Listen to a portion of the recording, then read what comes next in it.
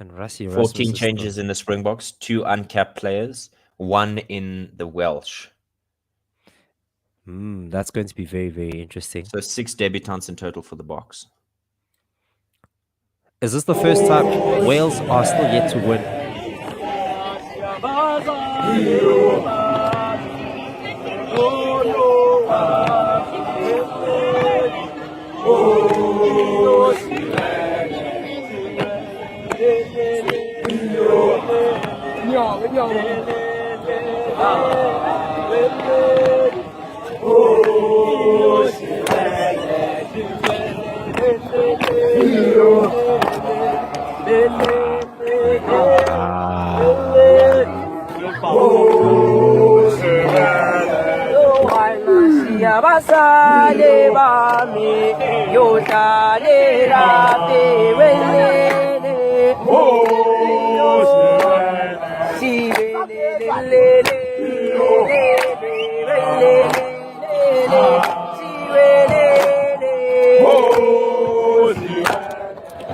Affectionately known as the City of Roses.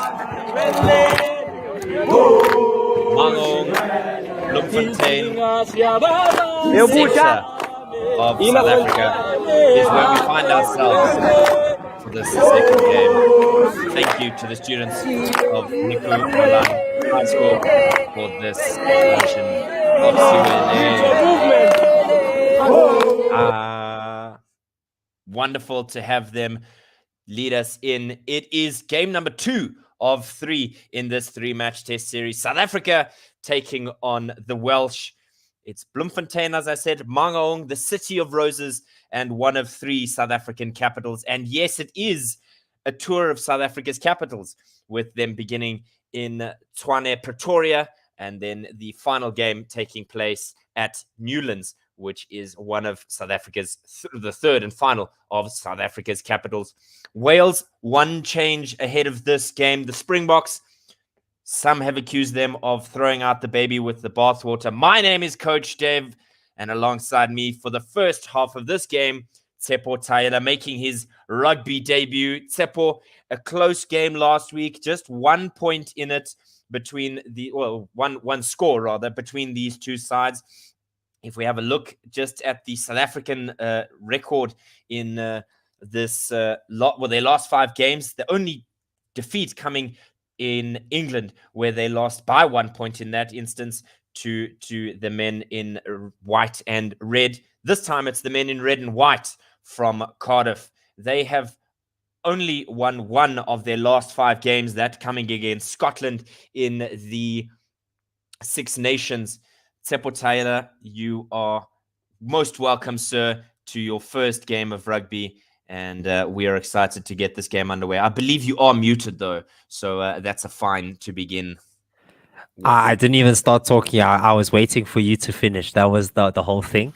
A little bit nervous. I'm sure I feel very much like Evan Ruiz and Kurtley Arnser.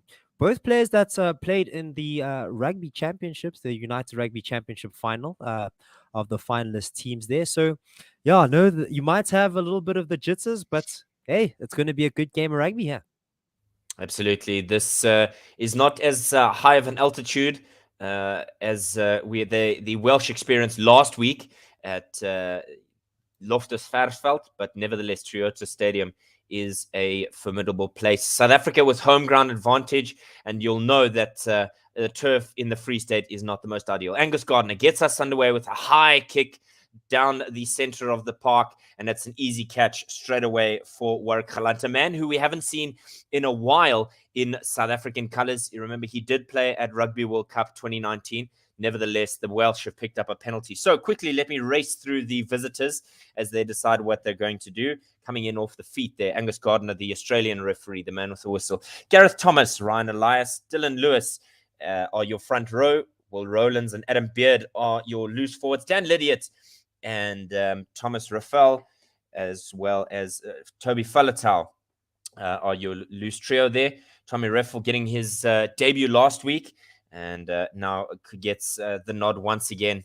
And in the backs, it's Kieran Hardy, Dan Bigger with the 101st cap today, or 102nd rather, Alex Cuthbert, 51 caps. Nick Tompkins and George North are your center pairing, with double try scorer last week, Louis Rees-Zammit, who plays his rugby for Gloucester with just 17 caps. Made an impact in the Line series.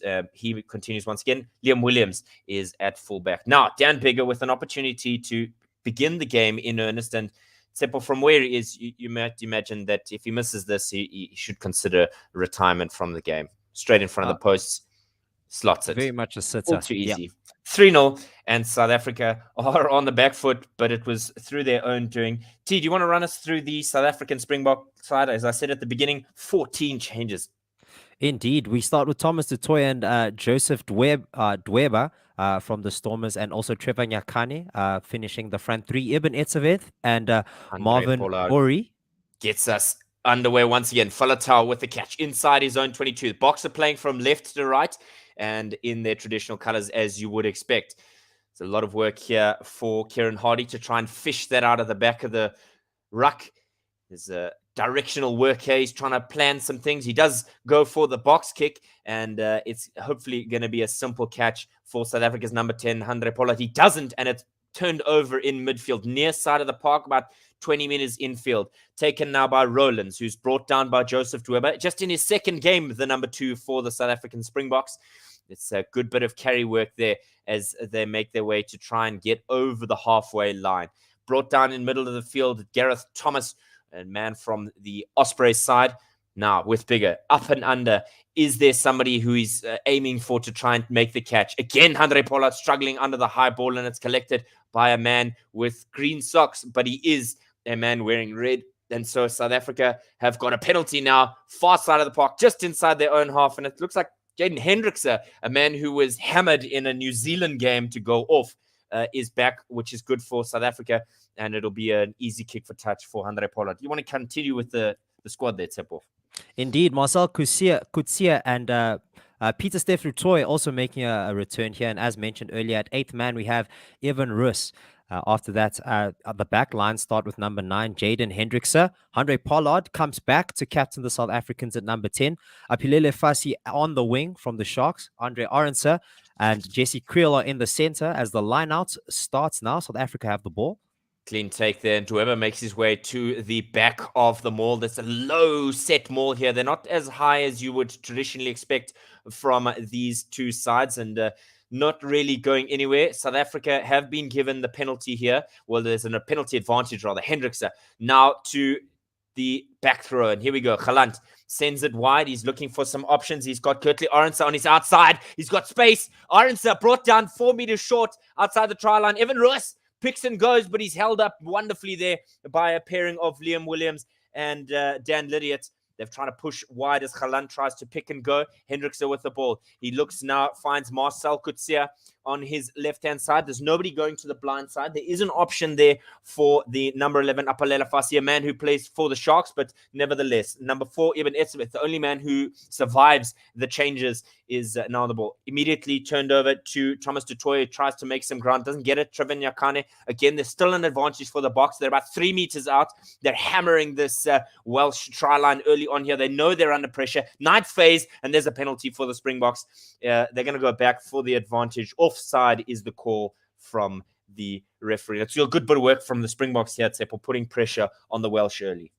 Indeed, moving the ball from the one side of the field, from the far side to the near side, very, very quickly moving it down the line. Great ball hands and great pace. But penalty right in front of the post. You'd assume that Pollard would probably just take the 3 here to equalize, just to keep themselves in the game. But we'll have a look. Yeah, it's an interesting back row here. Like you said, Pollard is captaining with Fasi, who really excited us when he played against Australia in last year's Rugby Championship. And Andre Esterhuizen with his 9th cap today, somebody who's been in and out of the South African side. Jesse Creel, a legend within South African rugby. I mean, only 51 caps, but he's been around for an absolute eternity. Arendse with his green scrum cap. And Galant, like I said, a man who's got 9 caps, but was part of that Rugby World Cup winning side today. The water boy, Willie Leroux, is plying his trade transferring the hydration to everyone. Don't forget, tweet us at OneWorldSR. Go and like this video, subscribe on YouTube, because we're going to be bringing you every moment of this series, game 2 and game 3. Right, Bigger bouncing it at the halfway line. It's a tough turf to play on here. It's not as smooth underfoot as you would imagine would be the case at Newlands this time of year. Galant collects it inside his own 22. Arendse has to, well, not Arendse, rather Hendrikse has to do a bit of work here.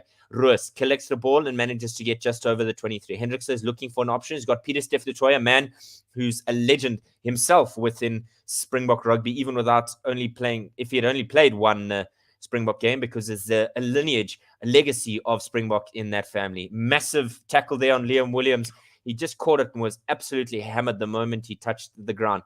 Ball now with Rollins inside his own half, but by only 2 meters or so. Massive counter ruck here by the Springboks. Joseph Dweber along with Pieter-Steph. It's a great bit of work. Hendrikse now through the hands goes the ball. It goes towards the far side of the park. Galant tried to keep it in after a wayward pass, but Fassi wasn't able to get his hands on it, and it's gone out. It'll be a throw for the Welsh. Bit of chaos here, Tsepo, from the Springboks. They're obviously still trying to find their rhythm, and Andre Estes and Jesse Creel trying to find that groove as center partners.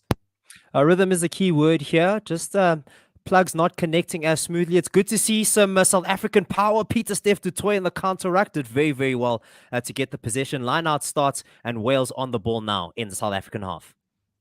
Yeah, it's absolutely great bit of work there from the flanker. Good to see him back once again. Catch by Falatau. I think he was handled in the ruck there, in the line out rather, but nevertheless not to be the case. Tompkins now brought down towards midfield. Ball goes through the hands. It's now making its way out to Alex Cuthbert. He's pulled out wide by Kurtley Arendse, who's clearly determined to make his mark here. Everybody wants to play in Cape Town. There's a knock on there by the Welsh and immediately cleaned up by the Springboks. Pieter-Steph du Toit.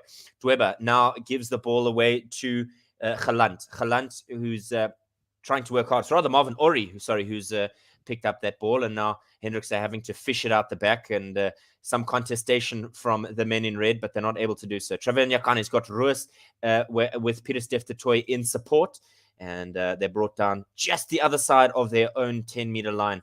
Hendrikse having to marshal his troops here. He's going to be busy man today to try and guide things and direct traffic here with an experienced halfback partner in Andre Pollard. High ball, Lusri Sama trying to go for it. Even Etzebeth was the man who was able to punt it back, and Hendrikse now kicks it towards the Welsh corner near side of the park. Remember that the Welsh are playing right to left, and smashed away by Nick Tompkins, and he's not able to find touch. And so now South Africa have the opportunity to counter-attack. Galant now in midfield. He's got Pieter-Steph du Toit in support, and as well he had Apalele Fassi on his left-hand side, but the toe poke to try and find Fassi on the outside wasn't the accurate one that he was looking for. 3-3 in the 9th minute. It's his 10th international appearance today for Warwick Galant, a man who's, I mean, Tsepo, you're part of a Rugby World Cup winning side. You wouldn't think you would immediately, or almost immediately, find yourself in the outer echelons of South African rugby, but that's the nature of international rugby. You can find success and then just lose that success as quickly as you've found it. No, definitely agree with that. But he's in the setup now. South Africa, after a good line out, got the ball moving. A crash ball from Andre Esterhuizen, and unable to release the ball. Went into a lot of pressure there, and Wales now have a penalty inside their 10 meters. Yeah, it's South African misbehavior in their own attacking momentum. That's, I think, the best way to describe it. They were poor with that changeover there in the lineouts. They didn't control it, and the Welsh suitably punished them. And then they did well to get the ball back. Also getting yards gained. Lots of it was very smart of the number 9 to get the ball into the back of Wales half to put the pressure on them, and they've got themselves a gainer, a net gained meterage and yardage, but unfortunately just losing it in ways that seems unnecessary. Yeah, the territory is a big game for the Springboks and has been for a long time. You know, they don't mind kicking possession away as long as they can gain 10, 15 meters or even 20 meters. Indeed. And we have a comment here from Exotic Gotta Girl. She says, "Hi, Bo. As Wales now on the ball, a box kick into the air into South Africa's 22. Looks like a potential knock on here, but the advantage isn't given. Wales on the ball. They move it down the line swiftly. A great tackle here from the number 8, Evan Roos on debut. Wales still on the ball, moving it down to the near side, all the way down to almost the touchline. And good pressure by the South Africans to keep the ball from moving forward from there. Moving it backwards once again. South Africa counter-rucking, but well done by Wales to make sure they secure the ball. Moving it to the center of the field now. And there's a ruck forming here. Wales over the ball nicely. Keep the ball moving backwards. Center on the ball now. He sort of overhead throws this to his center partner. It looked a little forward, but they may be biased eyes. But Wales still on the ball. The phases, running through the phases now just inside the South African half. A brilliant tackle here by Trevor Nyakane. But Wales keep on moving. Ooh, absolutely missed the ball with the tackle there, Joseph Dwebe. But yes, the advantage will be given for a missed tackle here, and penalty eventually given just inside the South African half. And it will probably be for a very, very late tackle. A very powerful tackle that as well. No, he's absolutely crunched him there, but he didn't even have the ball. It was not like he collected it and then moved it on to a teammate. He didn't have the ball in. Didn't have the ball. And I suppose that's the epitome of selling the dummy as required. I mean, that's job done as far as I'm concerned in terms of selling the dummy. Joseph Dwebe has been criticized somewhat about the accuracy of his throws in the lineouts, but that time it was just a bit of ill discipline as Dan Bigger looks to line this one up. In the 13th minute, it's still 3-3. He's 100% in this game. South Africa's goal kicker struggled in the previous game, not so for Dan Bigger, man, well experienced, plays for Northampton Saints. And he's in the South African half, just inside the halfway line, a little bit off the center, a little bit to the away side. So it's a relatively straightforward kick. He definitely has the boots to do it. And Bloemfontein isn't quite the windy city that maybe your likes of Gqeberha would be. Bigger lines it up there. Gotta love number 10's lining it up. Goes for the kick. It looks good. It's very, very high. He's gonna miss it. And it's just outside to the far side of the pole. So an opportunity missed here by the Wales fly half. Yeah, Dan Bigger there. I just complimented him, and maybe he's allergic to compliments. I think that's that's the nature of such things when you commentate. That they talk about commentators' curse. Good old commentator's curse comes again. Andre Pollard gets us started, kicks a very, very high ball just inside the 10-meter line of Wales. Peter Steph du Toit holding up the ball here, but eventually a ruck formed, passed out. Yet again, South Africans trying to just wheel the ball backwards here as another ruck is formed. Wales getting the ball going. Looks like they're setting up for a box kick with a little bit of length. It's very, very high going towards the back. Oh, and unfortunately, a knock on. Looked like he might have been taken in the air, but the advantage is given to Wales. A knock on by the hooker for Wales, and it will go back to an advantage for Wales here, just inside the South African half. Yeah, it's a bit of butter hands there from Warwick Galant. He'll be disappointed with himself. He knows he wants to fight his way back into the Springbok side, but with guys like Damien Willemse and Willie Leroux almost established in that position, he's going to have to really fight hard, and he's got to get better at his handling. Scrum time now, first one of the game. South Africa's front row, my word, do they look good, but the experience is certainly with the Welsh across the board. 11 caps, 28 caps, and 39 caps in the front row, as opposed to South Africa's 13, 1, and 54. There's a short-term penalty there for the Welsh. Big boys of South Africa, known for their scrums.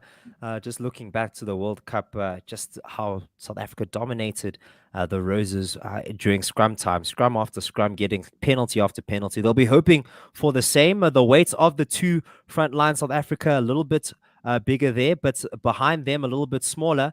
And then after that, bigger once again. But doesn't matter. Wales have the ball. They've got it started. Got it to the center of the field, just in front of the halfway line.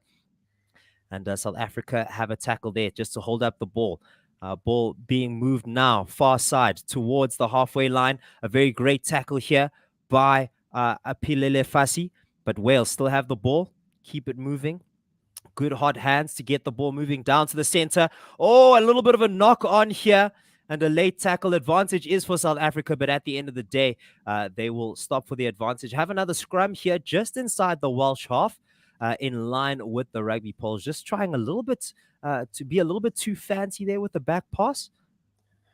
Absolutely a smash tackle there from Esterhuizen. He hit him like a bus. My word. And it shows how much of a difference power tackle can make. It looks like Alex Cuthbert is going to be making his way off the park. He's perhaps going to go get a ding dong test, as it's known, or an HIA, head injury assessment. Cardiff Rugby's Josh Adams makes his 41st appearance for his country.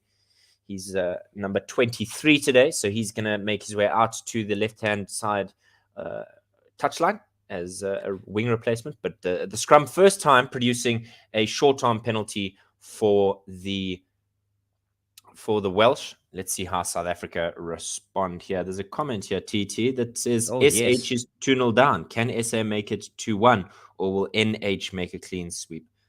Oh, Northern Hemisphere, Southern Hemisphere. Yeah, in this weekend, I was about to be like, didn't Australia also win? Didn't New Zealand also win? But as probably this weekend's results, haven't really seen New Zealand how and Australia. other teams did. Yeah, it's not as it's not great. Hey, coming back of the Northern Hemisphere, but yeah, South Africa will be looking to make sure that Wales do not get their first win here in South Africa. And you know what? Wales have come with a very good team. World Cup fans will remember the back and forth in that semi-final. What a gripping semi-final that was between these two sides, as we see sights of Jacques Nienaber, the South African coach, took over from Rassie Erasmus. And we also see the attendance here at the Mangaung Rugby Stadium is at 46,000. Yeah, TT, we know that stadium very well. We spent a couple of weeks doing the South Africa A, India A series next door at the Mangaung Oval, and a great scrum here by the Springboks. Yeah, and Wales unable to keep up with the pressure, just collapsing the scrum, an illegal scrum. So well done from the prop Trevor Nyakane. Gives Andre Pollard an opportunity here within range, just in front between the halfway line and the 10-meter line. But it looked like Dan Bigger struggled from a similar distance, so it might not be as straightforward as you may think. Yeah, Wallabies losing out to England 25-17 to the Roses, and the Irish getting one over the All Blacks 23-12 earlier today as well. Let's see if he can slot it. Andre Pollard eyeing up the ball here. He's got 1 from 1 so far, and the distance on this kick is 47 meters. He takes a breath. Mexican wave behind him. The kick goes towards the poles. It's high. And unfortunately for South Africa, not through the poles. It looked pretty good. He may have just shanked it going out to the right-hand side. Not a very straightforward thing to do. The scores remain level. And both fly halves have won and have missed one. 22-meter kick out here, and Rus will make the catch. I'm a little bit behind. No problem. I'm seeing the kick now. Yes. Go for it. Continue. Yeah. So Hendricks at the back of that ruck, just over halfway line. He throws it to Andre Pollard. Tries a cross kick here in search of Apalele Fasi along the left-hand side. Smash tackle on Dan Bigger. He's been thrown backwards, but manages to slip out of it just that little bit and tosses it away and is able to clear his lines there. Galant now with some speed to him. That's rather Apalele Fasi. No, it is Galant. I called it right the first time. It is Galant, yes. Brought down at halfway. You're right. I tried a goose step, didn't work. Dweba runs into his opposite number 2 and isn't able to get the gap in play that he would want. Andre Pollard also brought down just shy of his own half. Well, is halfway in his own half. So Hendrickson now having to dig out of a proverbial there from the South African captain. Sorry. Yeah, absolutely. So here we go. Massive box kick high into the air. A good take in the end from Liam Williams.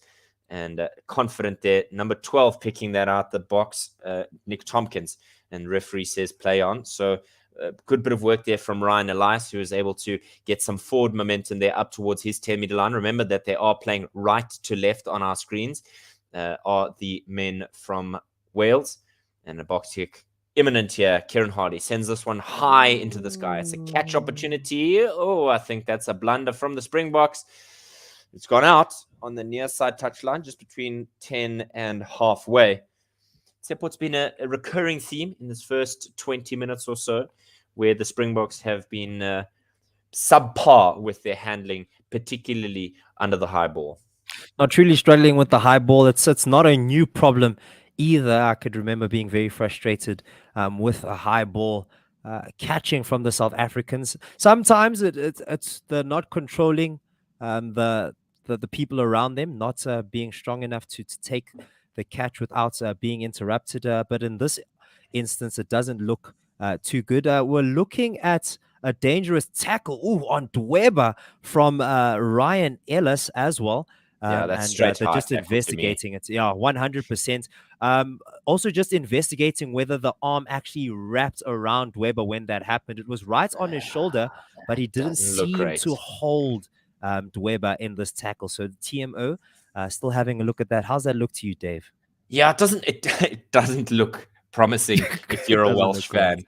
fan. We saw a red card in one of the earlier fixtures today, and I don't think that's anything that anybody would like to see. Last week, Georgian referee gave, I believe it was 2 cards, and both of them yellow. But now we're going to see what the ultimate verdict is here from Angus Gardner. I think there was an attempt made, but the straight arm doesn't look great here for the Welsh. 19 minutes, 54 seconds gone, and it's 3-3 at Mangaung or Toyota Stadium. And it looks like it'll be a throw-in or line-out, rather, for the Welsh. Game remains cardless. No contact, no clear contact with the head. So it was very much shoulder-to-shoulder bumping as Wales throw it in. They get the ball going. Hooker picks it up from the side. And it's the center who have it. Yes, but it looks like there's a call here. Yeah, probably the throw wasn't straight. Very forward pass. Yeah, very forward pass. Yeah, it was the guilty man himself, number 9, Kieran Hardy, Scarlet's man. And according to Squidge Rugby, the Scarlet's legend is Cheslin Colby. Even if he doesn't play for them, he's still a legend considered. I don't know. Just have a look at this one, T. I mean, it would have been fine if he'd maybe turned and taken it behind him. If he'd collected it behind him as opposed to square on, I think that's where he could have sold it a little bit better to Australian referee Angus Gardner. Very, very tight call that, but the right call in the end. Marginal, very, very marginal. South Africa have a scrum just inside the Welsh half to the near side of the rugby poles in line, so not quite on the line. Looking forward to the scrum again. Trevor Nyakane.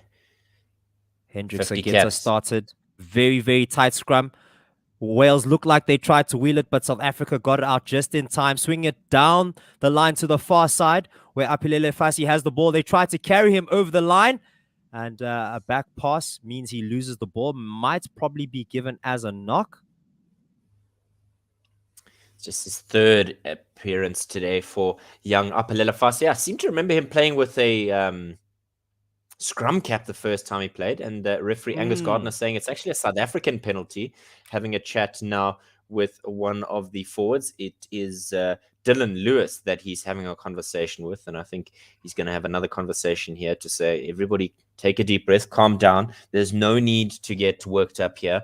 We're only in the first quarter of this game, and so it's got to be something that we've got to work on here. Discipline has to be improved, and we cannot allow our emotions to get involved here, because Dweba was guilty. We saw that late tackle, Tsepo, and then you see how the wheel turns, because Dweba was the victim of what looked like a suspicious tackle. So don't be surprised when those types of things happen. Trevor Nyakane just tying his shoes in the middle of the park.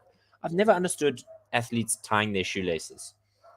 I thought you tied it before the game, double knot. Like, double knot. Yes, I was about to be like, doesn't everybody need to tie their shoelaces, David? Don't you tie your shoelaces? Why can't I do tie my shoelaces, but I tie them once, and then that's the end of it. I'm not gonna lie, that was the most defensive. I do tie my shoelaces. That's what I heard. Like kids on the playground. Accusatory. Don't you tie your shoelaces? Right. After some delay, there's going to be a throw eventually. They're just Touche. This arguing throw here. is to Wales. Looks like they gave it out in the end. We were So waiting no for Trevor penalty to tie given. his shoelaces. Yes, that's You what's said he happening. gave him out. There was a third umpire that went upstairs for that one. Oh, Excuse me. a And line out. A line yeah, go out for it. that South Africa just got their hands to. Probably been given as a knock here, but competing in the air very nicely in the lineouts, as South Africans are known to do. Yeah, there was an interesting passage of play there. Yeah, I'm struggling to understand Angus Gardner's reasoning for that one. I really am. Nevertheless, it looks like it'll be a scrum, and South Africa will have the It feed, looked won't like have the feed. Ibn Etzebeth had to like Knocked dive it. and reach all the way to the Oh, other side of it's the not straight. Welsh. That's why. Yeah, That's yeah, yeah. why. I was about to say that was not straight because Ibn Etzebeth had to dive out and reach beyond the Welsh player, and he didn't even get a hand to it. So I thought it was a knock, but yes, it wasn't straight. So I just wanted to hush my mouth. I don't want to be an angry commentator here. Got to stay neutral Evan as Roth South pops Africa out have the the scrum. Yeah, go absolutely ahead, pops out Dave. the back there. Jaden Hendricks to try to sell the dummy on the blind side. Not to be the case. Peter Steph brought down just inside the 22-meter mark. There's a lot of excavating here for Jaden Hendricks. He says he can't see it, but now he finally gets the ball. Marcel Coetzee with support from Thomas du Toit brought down just inside. Dweber tries to break through. He breaks through one, but he's brought down in the middle of the park by Beard. Once again, South Africa hammering that Welsh line. Evan Roos with support from Marvin Ori in that Welsh 22. The South Africans are hammering away. It's an advantage for the Springboks. The seventh phase now. They're trying to throw it a little bit wider. Jesse Creel brought down, and dummy throw there from Hendricks. Pollard breaks through the gap there, but the Welsh are trying to fight back for the ball. It was their penalty advantage, or it's rather the Springboks penalty advantage, and they're going to go back to the center of the park where play initially broke down.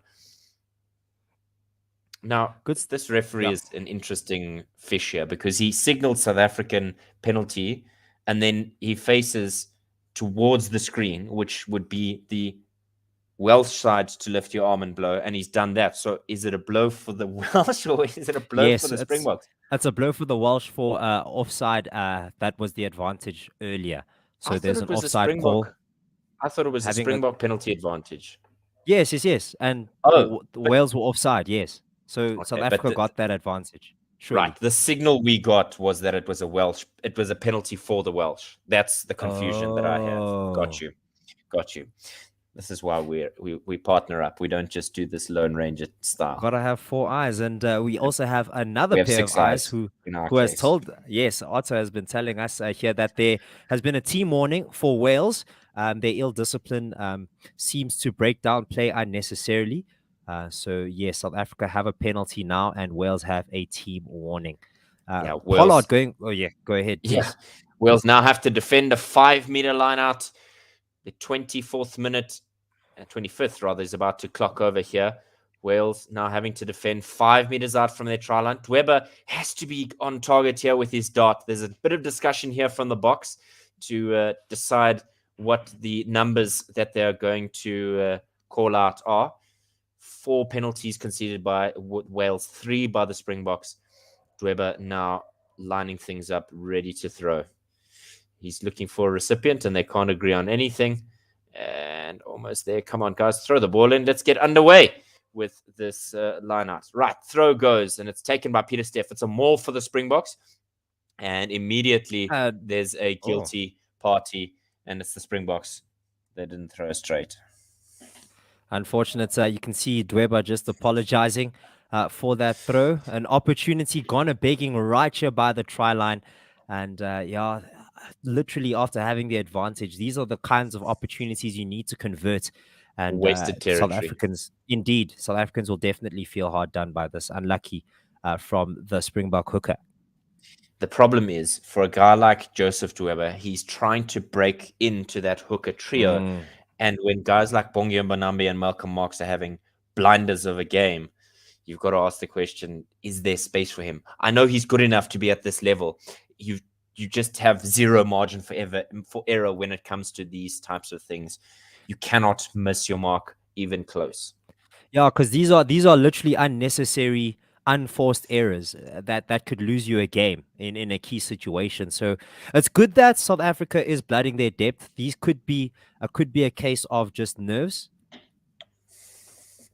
Yeah, Thomas de Toy now the guilty man in terms of the subsequent scrum, short arm penalty for the Welsh, and they'll necessarily just kick it away, and it'll go into touch. It's a wasted territory, Mm. and the Springboks should be disappointed with themselves. And like you said, T, they only have themselves to blame. It's the bad throw number one, and then it's the poor scrumming number two. And for guys that want to be in that squad to go to the World Cup, you've got to be on top of your game, because there might be somebody who's maybe fourth or fifth in line Mm. that is also scratching at the door. Maybe not hammering on the door, but he's certainly scratching. Another throw here by Dweber, this time seemingly straight. Ori is the catcher, or the recipient rather. Dweber at the back, pushing hard with that maul. South Africa getting good momentum here as they head towards the 10-meter line, but they're being pushed towards the near side touchline. Might be an advantage. No, not the case. Hendrikse to Andre Esterhuizen, who carries nicely there. 5 meters gained. He throws out wide now to Kriel. Tries to find some space. He's got Galant in support, and he's going to have to do a lot of hard work here. Will Galant, quick work by Hendrikse to find some space. Pollard, it gets some great momentum there. He's rolled over just before the 22-meter line. Smash tackle on Andre Esterhuizen. Great technique, though, as well from the Welsh. Hendrikse now looking for Kutsia. Does a skip pass to Galant. Nyakane now hammering Dan Bigger in midfield. Hendrikse once again looking to his right-hand side. Chip pass through from Galant, but it'll go out on the full. Not on the full, rather. It'll go out about 6 meters from the Welsh try line. And maybe South Africa can turn over the ball here. Galanta's been doing these cheeky little grubbers into that final third, looking for a player, but it doesn't look like the wings are at all interested, or at least Kurtley Arnser hasn't been running that line. So just not hitting quite his target, except for if the game is territory, which could also be a very interesting discussion as Wales now have the ball in a line out on their 5-meter line. Elias looking for his marksman. He does find Adam Beard in the end, who is noticeably beardless, which is quite disappointing for all of us here at One All Sports Radio. Like the video, subscribe to the YouTube channel, ding the bell. You'll know exactly when we go live. As South Africa get a penalty there, and a great bit of work from the men in green and gold. They'll be certainly pleased with themselves in how they've gone about that, and it's high fives all to Eben Etzebeth. The experience of Etzebeth. He's the only man who didn't get chopped for this game, because it is his now 99th cap. Next week at Newlands, injury willing, he will certainly make his 100th cap at a ground that he would very likely consider his home ground. He played for the Stormers for a long time, now a man at the Sharks, and so he'll still have that soft spot for Newlands. It's Cape Town Stadium that presumably they'll be playing in, and not Newlands, the rugby stadium. I'm not sure what the progression is with that. Nevertheless, top performers, gain line success. Evan Roos, it's a heck of a debut, Tsepo, because he's got, like I keep talking about the depth here, but you guys like Dwayne Vermeulen and Jasper Wiese, who are also vying for that number 8 spot. And so it's good to see him putting up his hand and saying, don't leave me behind. I still want to go through to France in 2023. Hendrikse now with the feed into this scrum.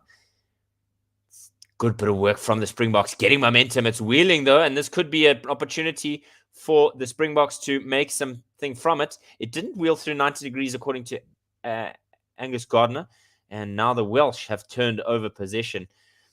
Great bit of work there from the Welsh to change how the game was moving. You know, great kick in the end there to clear his lines from Dan Bigger. But TT, as you take us through the last 10 minutes of this half, it's been a frustrating time for both sides. I think they've been inconsistent and also, in a way, frustrating with the number of unforced errors and ill discipline costing both sides. Yeah, you could definitely feel that after the fireworks that we saw in the first game, that this one is still 3-3 after half an hour. Lots of possession for the Springboks, but Springboks unable to convert on that pressure. So Wales breathing sighs of relief. It looks like they're surviving, but they're not doing too badly as South Africa have a line out. Peter Steph Toy picks it up and the maul begins. Heaving, trying to get that maul moving. Still not moving, still not moving. There's the second call of use it, but the movement begins now. Looks like the maul has been collapsed, but nothing given against any team as Andre Pollard has the ball, forcing his way through a tackle, but unable to really wriggle his way through. Hendrickse gets the ball going once again.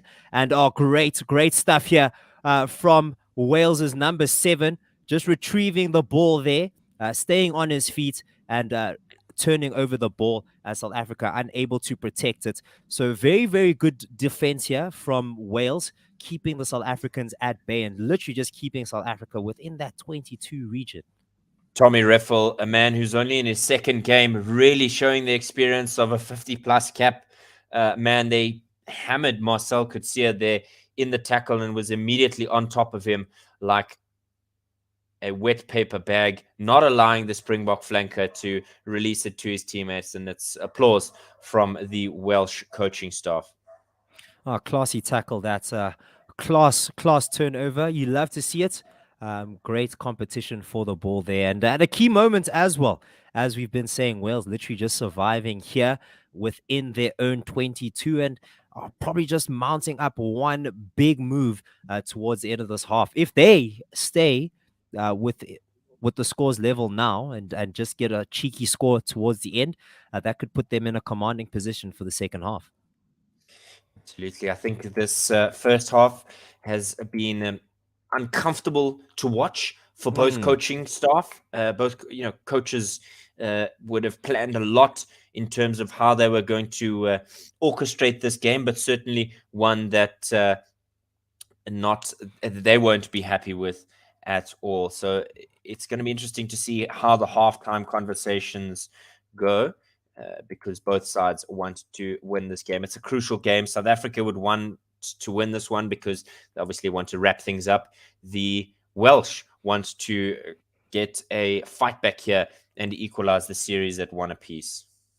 Indeed, this is their last chance to equalize the series. And as we saw from comments from Rabbits earlier, they'll probably want to make it 3-0 for the Northern Hemisphere. And if you also want to get your words out here, if you want to even see them on the screen, please do comment on the YouTube video. You can also tweet us at @1world, WORLD for Sports Radio. Once again, @1world. Yeah, absolutely. We bring you not only rugby, but South African cricket. Oh, I love it. Men and women. So we are certainly on your side in terms of broadcasting the favorite sports that you love to hear every single moment. We will be there for you. Dan Bigger kicks us off, gets us underway, and kicks his penalty into touch just within the South African half. So we'll have a Wales line out in the South African half now. Yeah, it's going to be an interesting passage of play here. There's about 8 minutes or so left in this game. In this half rather, and how these two sides go into the halftime break is going to be vital. Oh, that didn't look straight again. Yeah, didn't look straight, but referee feels that it is straight. Walsh trying to go for a maul here. Peter Steph Toy looking for the ball going over, but Wales power forward, getting that maul chugging. A little bit of movement to the side here, but they're really starting to gain momentum now. Edging ever closer now. Looks like they've just passed the 50-meter line. Looks like they're at not quite the 5-meter line, the 22 that is. And a ruck has been formed. Welsh have the ball here just outside the 22. Pass it for a quick gather. Looks like they're setting up something. Looks like it's going to be a box kick now. Taking it further to the back. And a box kick it is into the air. And yes. Mark easy mark there for Apalele Fasi, but now he's got to kick it. That's the risk you take when you want to be the guy to call for the mark, but he does well in the end there and kicks for touch. A good kick as well. A little bit of yardage gain there. You'd feel that's an opportunity gone a begging here for the Welsh. with an up and under just into the 22. But at the same time, South Africa have been giving them signs of being a little bit shaky under the ball, maybe looking for a potential knock on there to just feed off for a quick try. But Welsh have the ball now. They have it on their 10-meter line. They throw it in once again. A clean take. Oh, sorry, it's South Africa's 10-meter line as now they're at the halfway line, passing it back, moving it down swiftly to the far side. An up and under, a lovely chip, but a chip into touch on the 22 by Liam Willis. So a little bit overcooked with that one. A little bit of frustration there as another opportunity gone a begging for the 80 cap man. Another Williams in the Welsh side. It's not a foreign name at all for men who follow Welsh, or anybody who follows Welsh rugby. It's going to be interesting to see how he impacts the game. South Africa with a quick line out. They're on the ball on their 22. Counteract attempt here by Wales, but South Africa have control of the ball, setting up for a box kick. It's very, very high, going towards the halfway line, actually going all the way out from Hendricks here. So looks like a wasted opportunity for South Africa, or maybe just going for territory here. But on the halfway line, it's difficult to see what advantage they'll get. But a little bit of territory gained doesn't hurt. Absolutely. 4 uncapped players on the bench for the Springboks, 1 in Sam Wainwright for the Welsh. So it's going to be crucial to see how both sides empty their bench in the second half.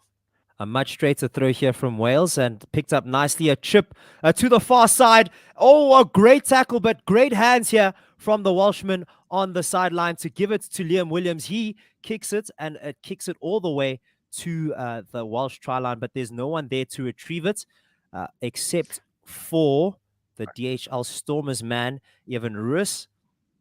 Doesn't seem to do anything with it. Probably just put it down for a 22 kickoff, drop off rather. I wonder if it hasn't gone out. No, it didn't go out. Evan Roos picked it up. Oh, out before that. It actually did. Yes. Good yes, call, I think Dave it's gone out Midgley. before there. Yeah. And South Africa have a line out, get the ball moving. A big bounce here against the Welsh number 2. But he manages to complete the tackle. A counter-ruck attempt here from the number 3 from Wales, Dylan Lewis. South Africa looking to set up another box kick. Hendricks seems to have gotten this one right. No, going for touch again, but this time on the far side. Okay, interesting. Yeah, it's an interesting direction here from the Springboks. More often than not, it's a common theme with a guy like Faf de Klerk that he would kick for territory rather than kicking it out. But South Africa backing their line-out jumpers here to hopefully overturn things.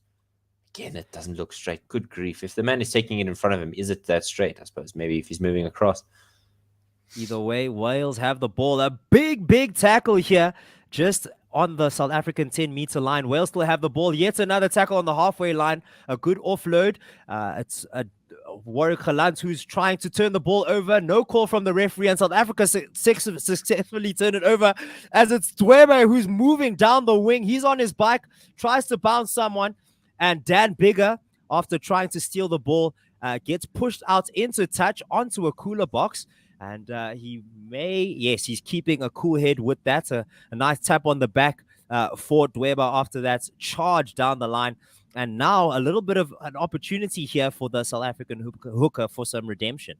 Yeah, it was a great bit of work there in that ruck and tackle area. First from Galant and then from Marvin Ori to follow up. And Dwebe put his skates on. My word, did he go. And he absolutely ran full force into Dan Bigger. Credit to Dan Bigger for not being flattened there.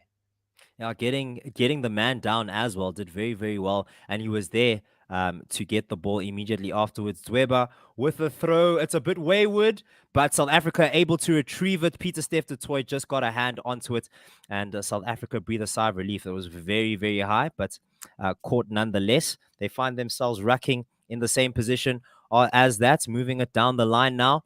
Willems again, and unfortunately, it's Andre Eersteisen who has a knock on, unable to catch that.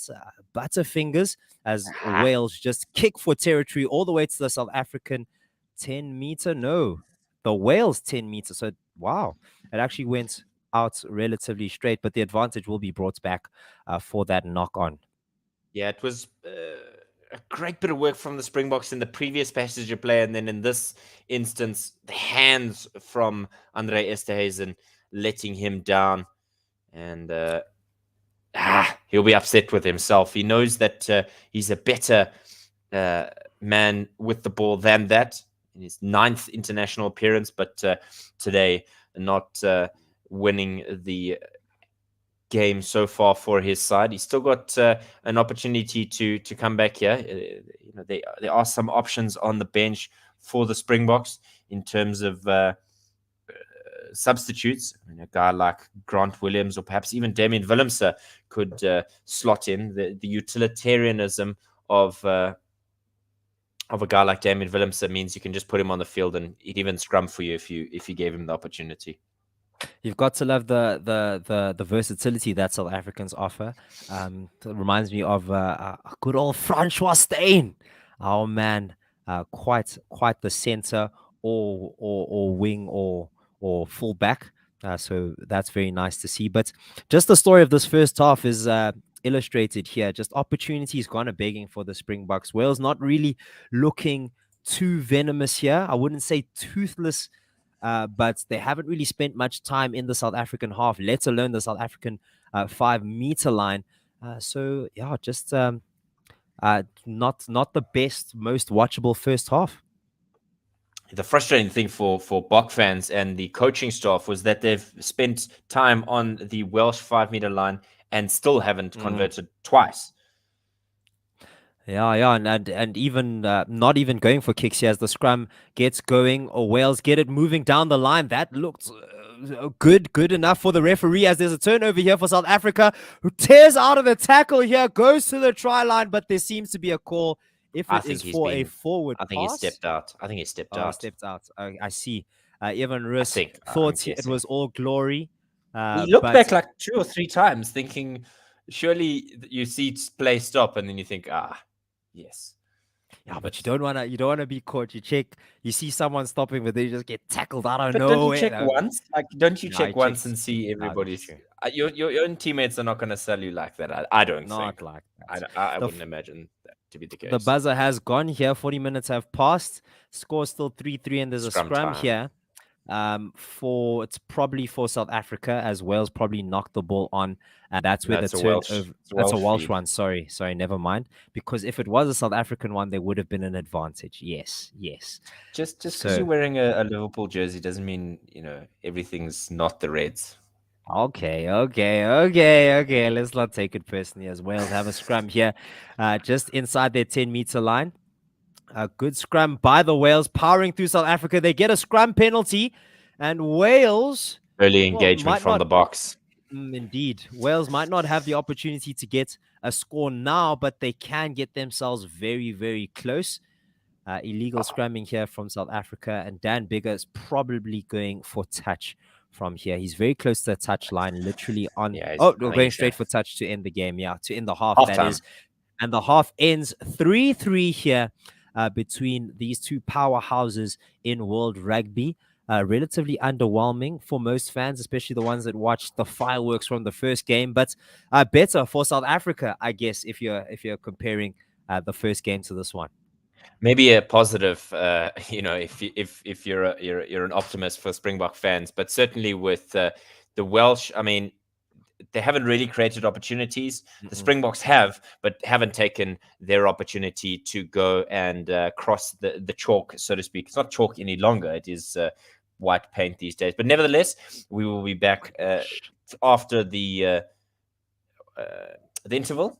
Mind went blank for a second. After the interval, our halftime show will be the Full Quota podcast with the Momentum Proteas series and their test review, the review of their first test in many a year.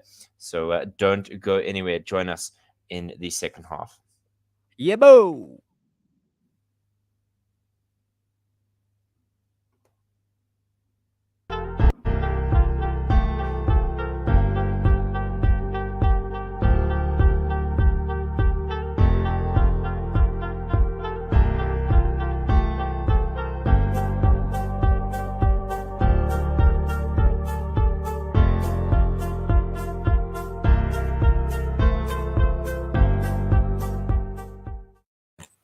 Hello, hello, hello, and welcome to another episode of the Full Quota podcast. It's a new season. It's a new cricketing season.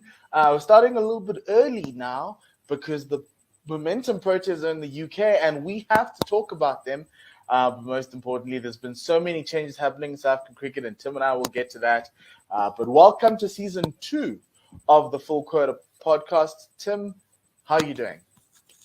It's good to be back. It's been a tough 8 weeks. I am entirely to blame as to our extended break. If you're looking to change internet providers, think again. Don't name You do it.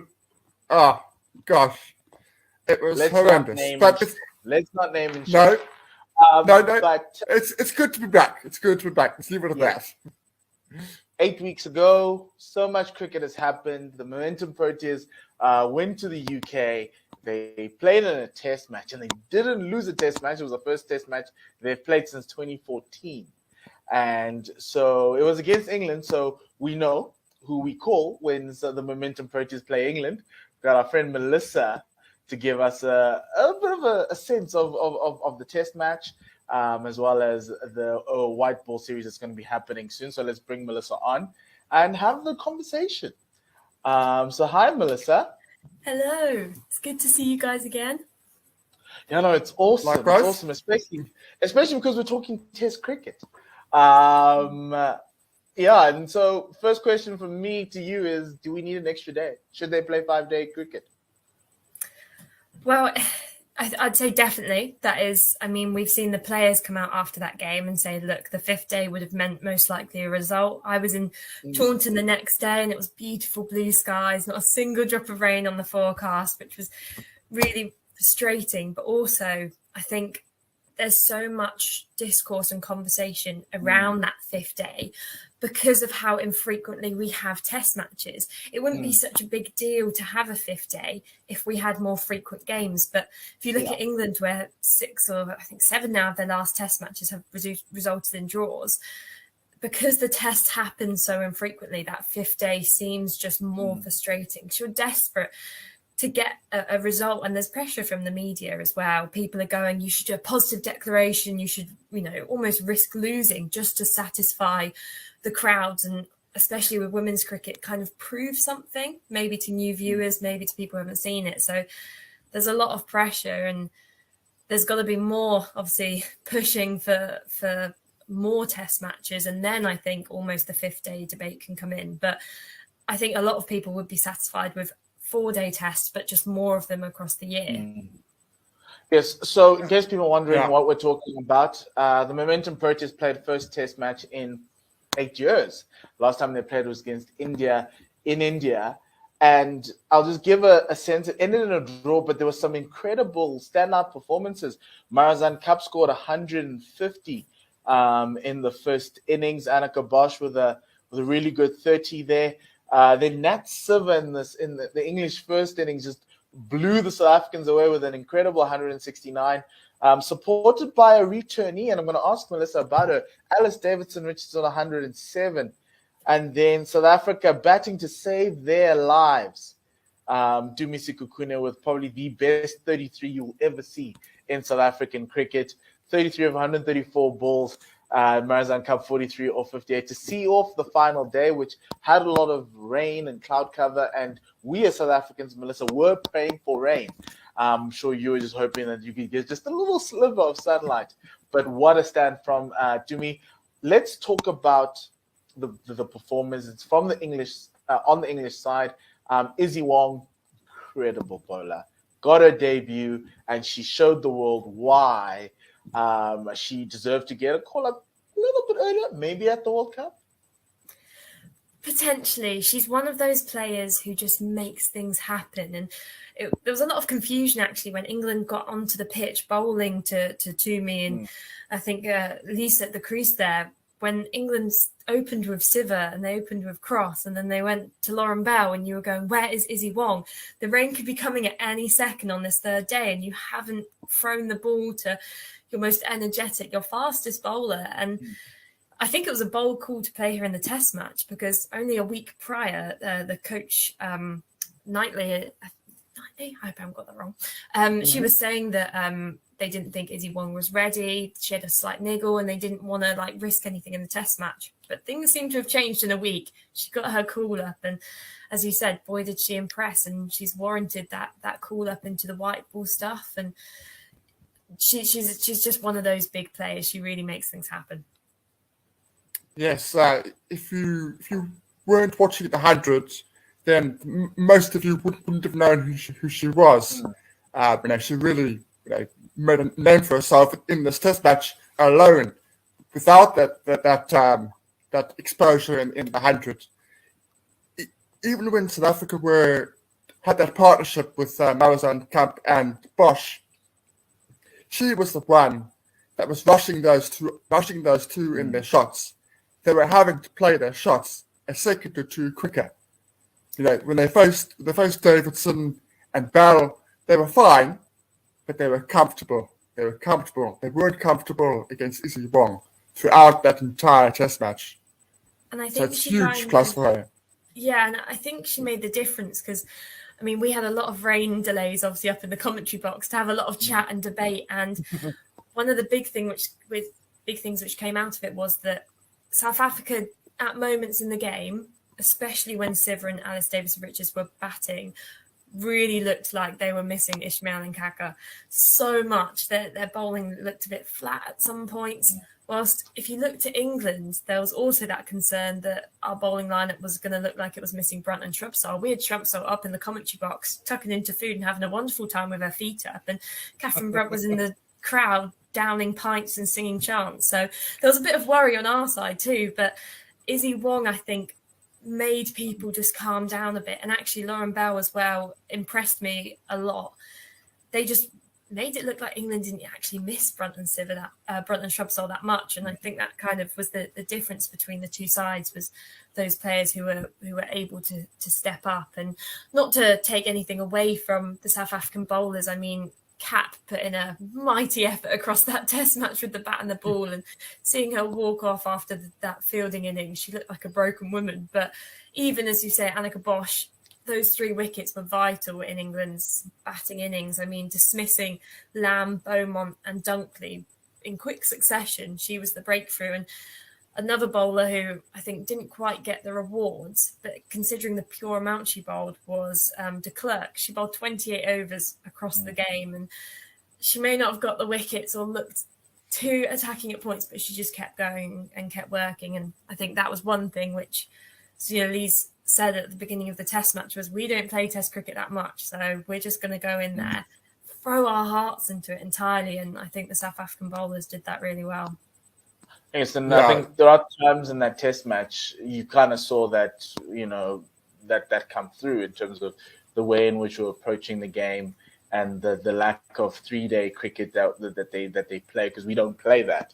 And that 3-day match they played before, the week before, was the first time they actually played non-timed cricket at that level. So there's a lot of learning and and we hope that obviously the South Africans, Cricket South Africa, give the ladies a lot more opportunity.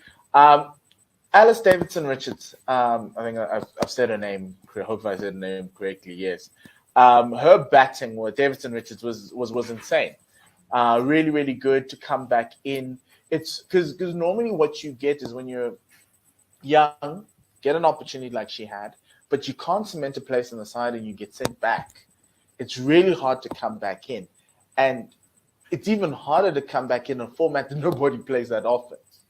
But she did really well and give us a little sense of where her future lies and where she's come from.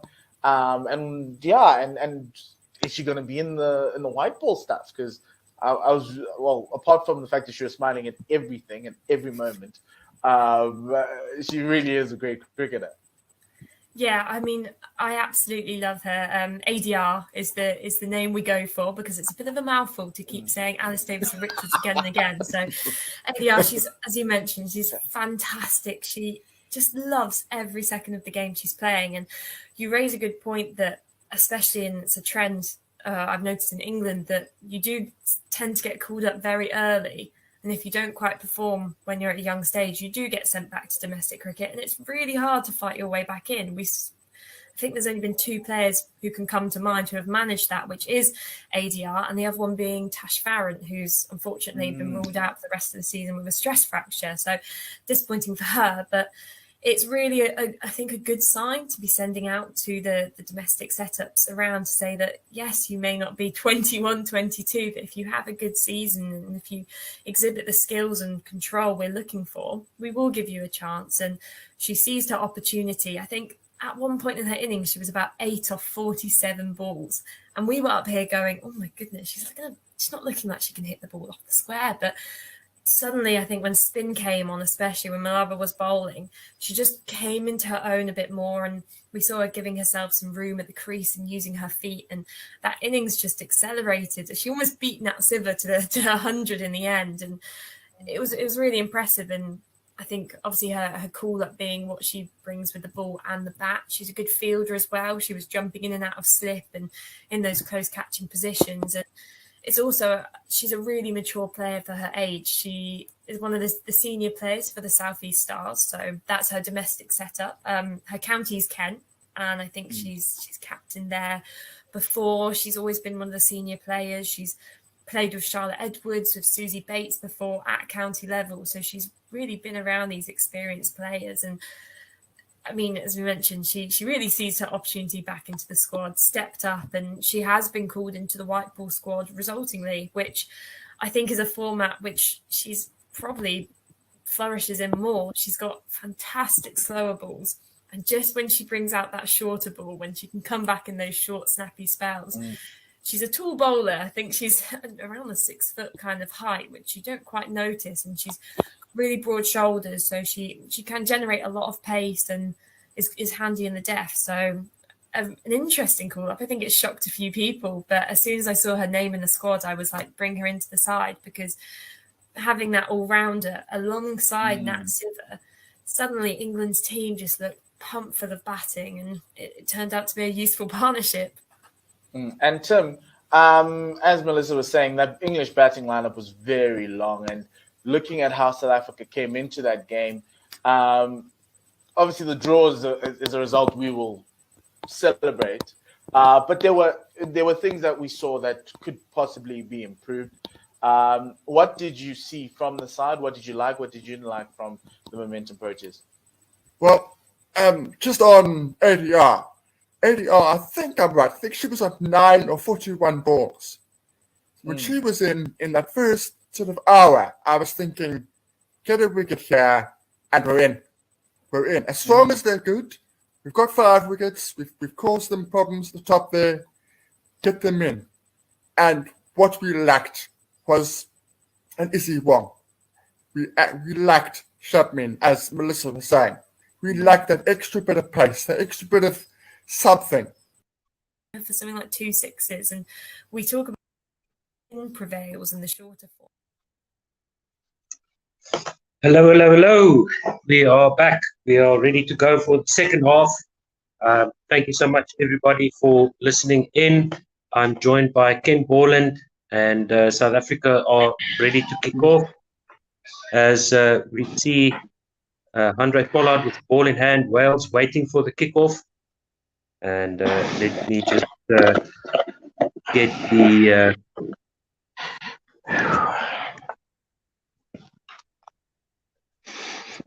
scorecard back up. How are you, Ken? Yeah, all good, thanks, Otto. What a titanic tussle that first half was, and just disappointing that the Springboks weren't able to finish a bit better, a bit more clinical in the 22. And worryingly, they are losing the aerial battle at the moment, which is kind of like the breadwinner for test teams these days, the way rugby is played. So hopefully they can sort themselves out in the air in the second half. Yes, indeed. And some really rudimentary errors, I would say, from both teams. Typical test match as the kickoff goes to the far side of the field, and Wales try to run the ball on the left-hand side on the far side of the field, and it's a throw in to the Springboks line out on the far side of the field on the Springbok 10-meter line. Wales now playing from left to right. Ken, I'll take the play-by-play. Malcolm Marx on the park, replacing David Weber. And the throw goes to Eben Etzebeth and straight back to the Springbok maul on the far side of the field, 5 meters in from the far side touchline, just past the 10-meter line of the Springboks. And Jaden Hendrickse sends it out to Andre Esterhuizen, who crashes the ball up past the 10-meter line. Jaden Hendrickse there once again going to the far side, the short side, with Vincent Koch now also on the field. A nice long bridge there by the South African lock for Jaden Hendrickse, who sends it up into the air for Kurtley Arendse to chase. And they go to the far side. Wales have the ball just past their 22. Williams passing it back to the number 9 of Wales. And they sort of stuck behind the advantage line at the moment, as there's another ruck there. Kieran Hardy has been replaced by number 21, Thomas Williams, who's at the back of another ruck. Once again, they go to the far side, and about 8 meters from the far side touchline, Kieran Henry sends it up into the air, chased by the left wing of the Welsh side. But it's there for the Springboks, and Jaden Hendrickse, sends it to the near side, now into the middle of the park. Apelele Fasi onto Eben Etzebeth, who crashes into Dan Bigger. And he's got the ball once again, Hendrickse for the Springboks, out to Andre Pollard. And he crashes through the first tackle. He's got no support. Oh, the Springboks too late there. Yes, indeed. The turnover is there for Wales. Number 4, Will Rowlands, has got the turnover, but it's a penalty to South Africa inside the Welsh half. And 42 minutes gone. The score is 3 each for both these teams. Dan Bigger has got an injury. He's down on his knees, and so he's touching his shoulder there, as we see a replay here of the penalty, with the Welsh number 4, Will Rowlands, just going off his feet and then having some Springboks crashing into him as he tries to steal that ball. But his hands touch the ground past the ball, so that will be a penalty to South Africa.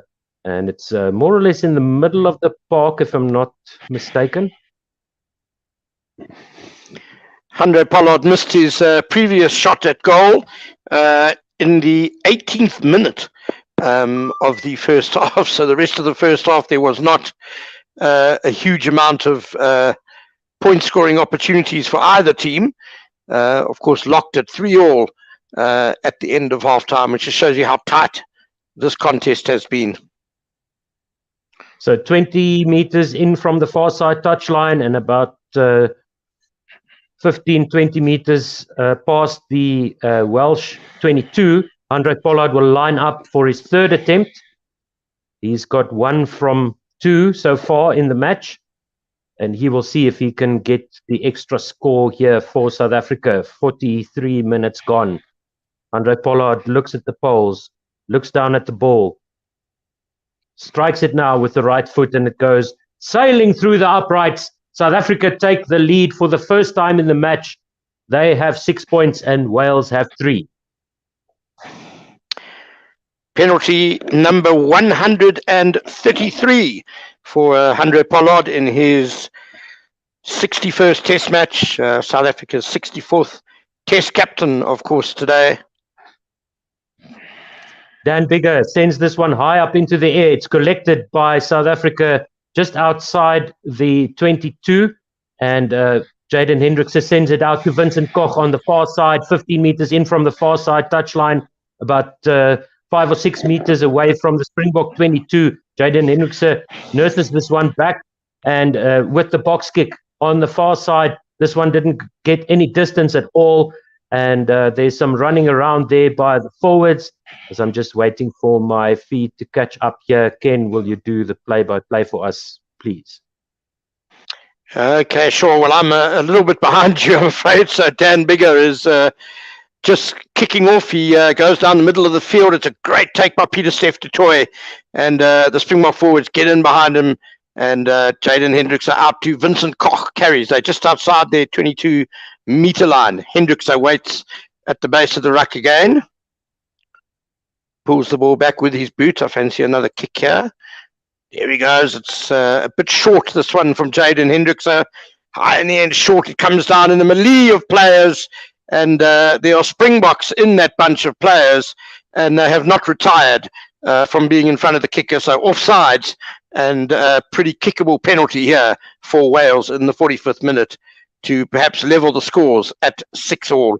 And Dan Biggar has indicated now to Australian referee Angus Gardner that he will indeed have his third shot at goal. He also missed one in the first half.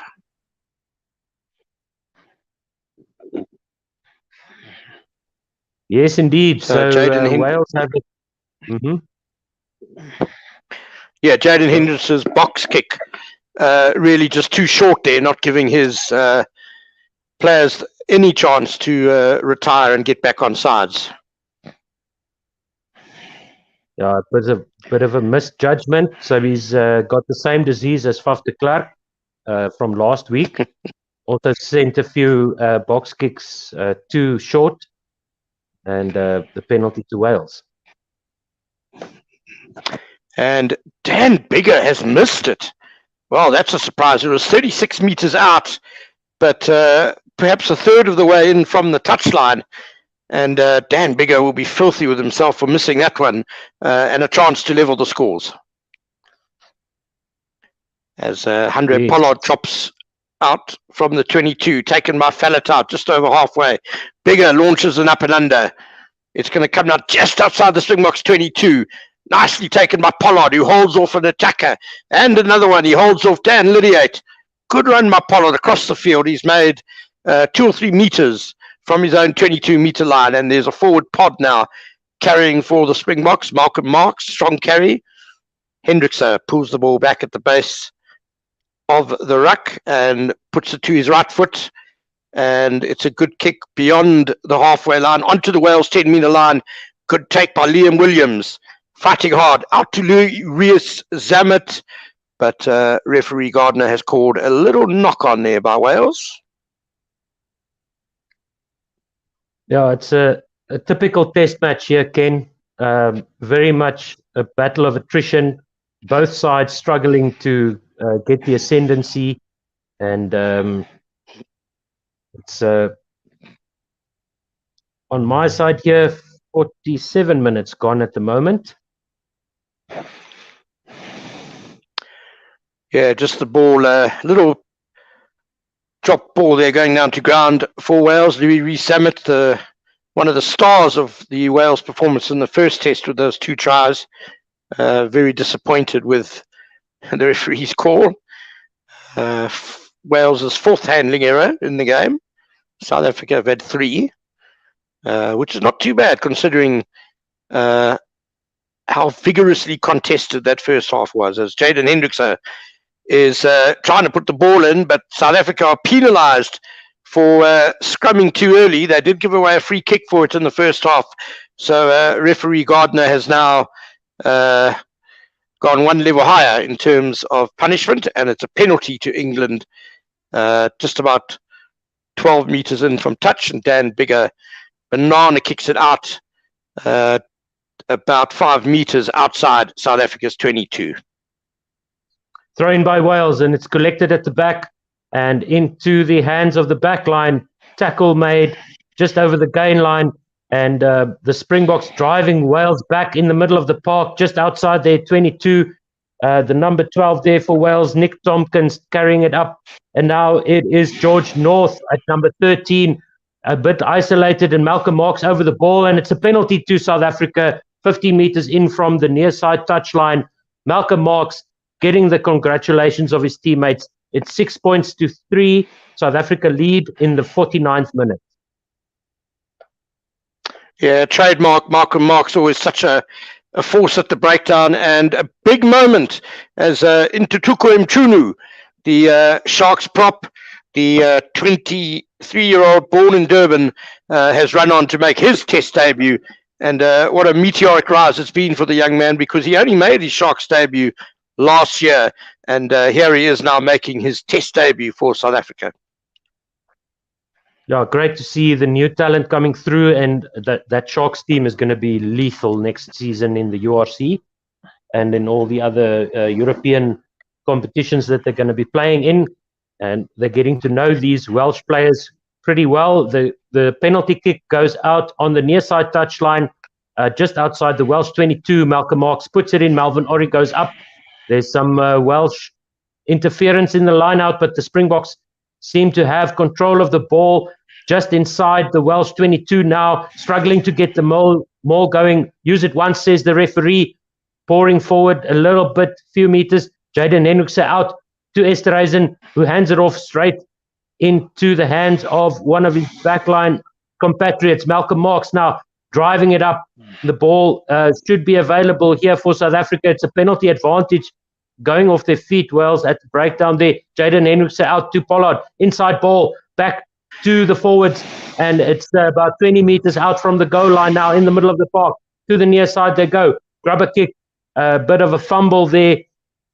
And that is the number 20, Reinhard Elstad. When last did you hear that name, Ken? Putting through a rubber kick and trying to follow that up. And Handré Pollard looking quite bullish, even though he's playing for Leicester at the moment. And they are signaling for a penalty kick, 50 minutes and 51st minute of the second half. 6 points to 3, South Africa lead. And Handré Pollard will be looking to add 3 more. And we also see Eben Etzebeth getting some medical attention there. So we have a break in play. Yeah, Reinhard Elstad, the Toulouse utility forward, earning his 4th Test cap today. He was involved in the Lions series last year. He's always been in and about the thoughts of Rassie Erasmus and Jacques Nienaber. So, Handré Pollard, straight in front of the posts, about 8 or 9 meters in from the Welsh 22, is going to line up this kick for another 3 points to the Springboks. 52nd minute of the match.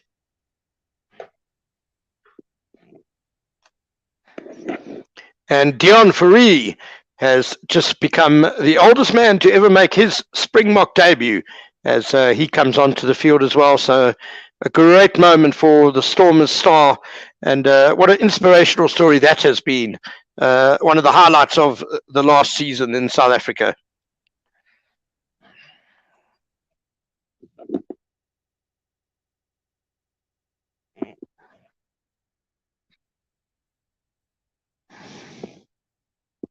As you mentioned, Ken, he is an absolute superstar, as the kickoff is taken by number 20.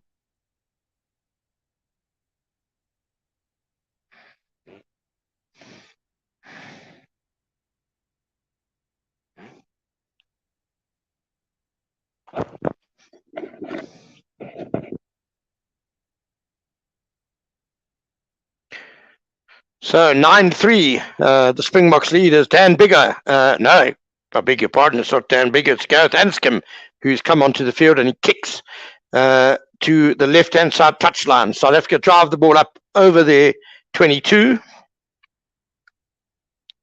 Hendrikse waits, the ball is outside, and he brings it back into the 22, launches the box kick. Just outside South Africa's 10-meter line, knocked back on South Africa's side. Pollard kicks for the far touchline.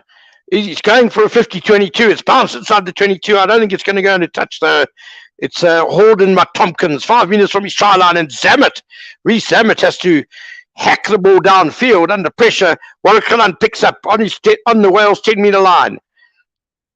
Brought to ground. Wales trying to counteract, but South Africa have got the ball back. Hendrikse goes right to Eben Etzebeth. Strong carry by the big man. Hendrikse now left to Mchunu, his first touch at Test Rugby. Galan back inside to Jesse Creel. He makes a couple of yards. Back the ball comes for Hendrikse. Right again. to Malcolm Marks on the charge. Another strong carry from the replacement hooker. Hendrickson to Pollard to Estes, and out wide now to Grant Williams. Or Dion Free, rather, is out wide there. And now South Africa go left. Still round about the 10-metre line now, not making much headway. Kirkley Orange, or Kalant with a little break. Jaden Hendrickson tries to probe down the left touchline of Wales, but the kick is blocked by Wales. He was playing to an advantage, though, and South Africa have the penalty. They bashed away there. They're good phases of rugby, but Wales defence never really allowing them to get close to their 22. As Andre Pollard is just having a drink of water and a little bit of spray in his mouth. Probably took a bit of a knock, and he'll be looking to knock over this penalty, which would give South Africa a 12-3 lead. The Springboks certainly have come out well in the second half, have dominated.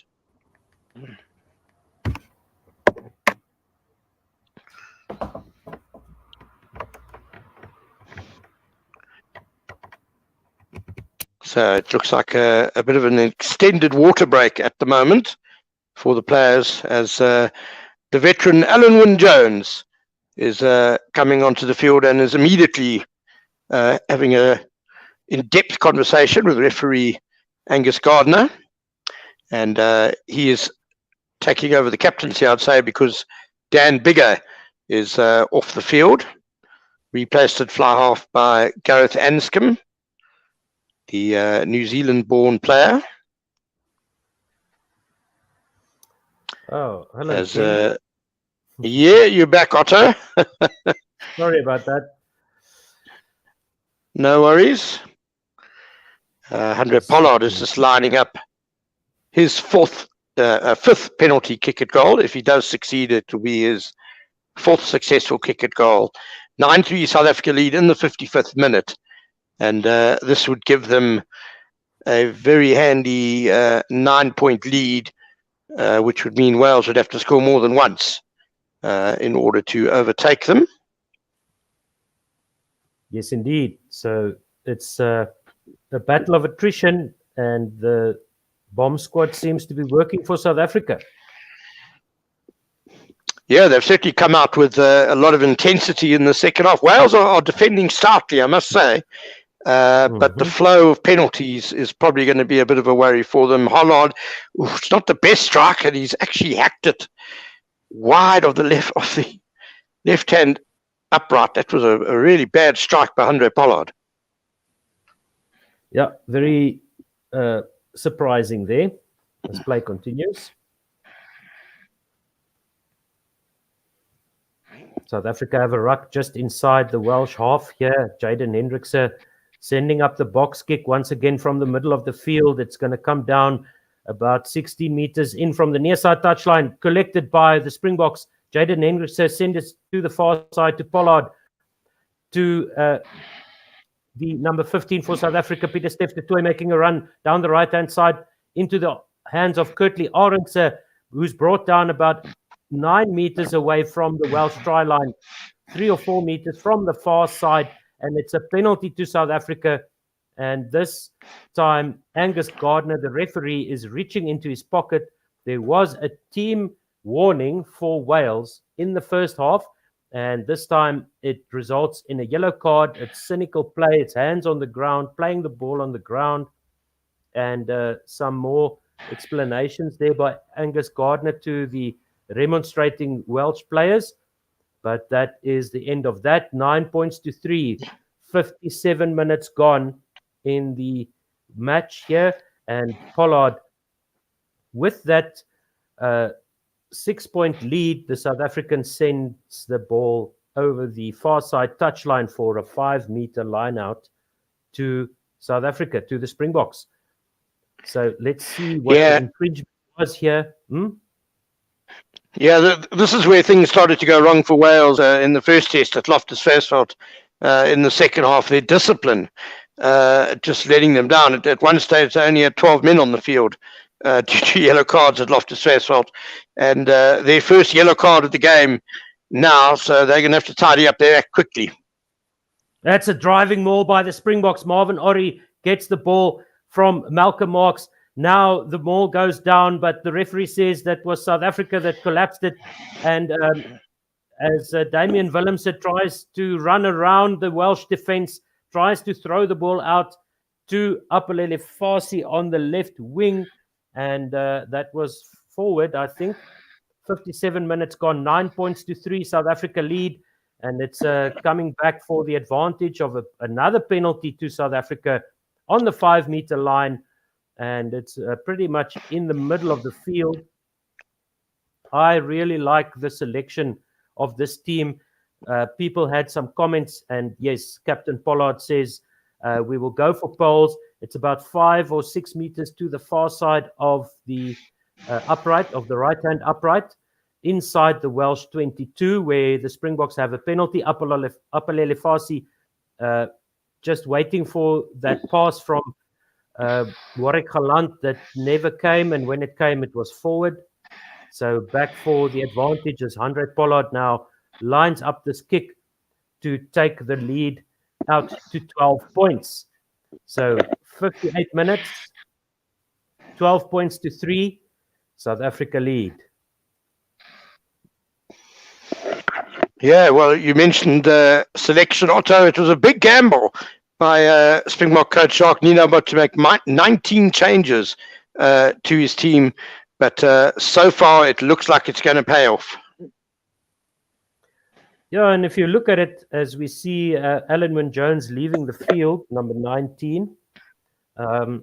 So he's probably going for that yellow. No, that wasn't him with the yellow card. The kickoff is collected by Jaden Hendrikse. Inside is 22. And he kicks it out over the far side touchline. It will be a throw into Wales, somewhere near the middle of the field.